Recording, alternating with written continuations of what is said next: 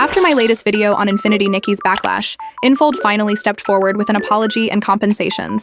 Meanwhile, Steam took action on its own, quietly purging thousands of suspicious positive reviews likely tied to bots.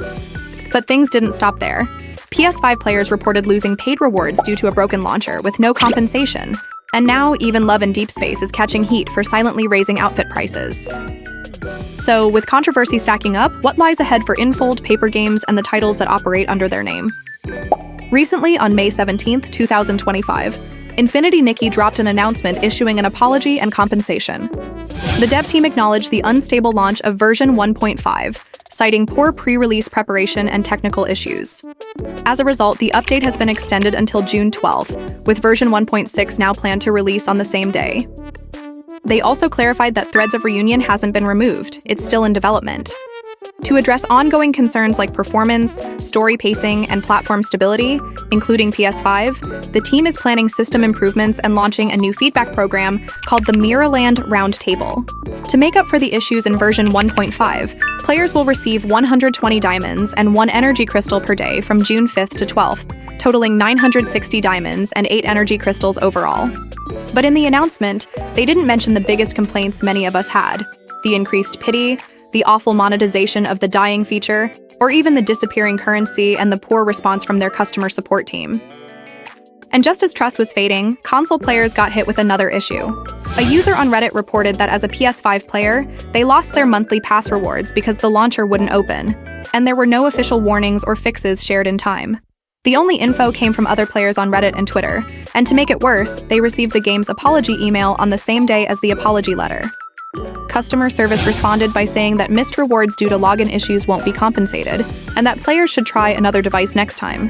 One user commented on the post, saying it reminded them of the Love Nikki boycott response. "Dear player, please get a better phone."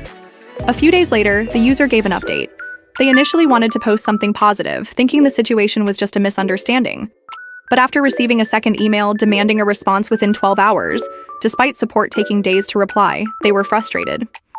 They reopened the ticket and pointed out how support only seemed to act after the issue gained public attention. In the end, they said, "It's possible to get your missed days. Keep pushing and don't give them any opportunity to wall you." Now moving on to the fake reviews, Steam recently began removing a large number of suspicious positive reviews from Infinity Nikki's page, believed to be generated by bots. In my last video, the game had over 5,000 reviews with a mixed rating. But by the time this video was made, the total dropped to around 4.8K, with mostly negative reviews and around a 39% rating on SteamDB. The drop in reviews hit the game's image hard, making new players question the earlier praise. As if that wasn't enough, a user on X recently reported that Love and Deepspace has increased the price of its latest couple outfit in the Japanese region. The previous price was 1,100 yen, and the latest one is now 1,140 yen. It might only be a 30-cent difference, but the change was made quietly, and that alone shows how greedy Papergames and Infold have become. It's not just about the price, it's about the pattern. Quiet changes, poor communication, and decisions that keep putting profit over player trust. All of this raises one question: how much longer can Papergames keep asking for trust while delivering frustration? The more they ignore real feedback and brush off serious issues, the louder the backlash gets. And if they don't learn from Infinity Nikki and Love and Deepspace now, the damage might not be temporary. At some point, players stop waiting and start walking away. So, what do you think? Will Infold keep pushing these predatory practices, or will enough voices from players finally force them to rethink their decisions? As always, thank you so much for watching, and I'll see you on the next news update.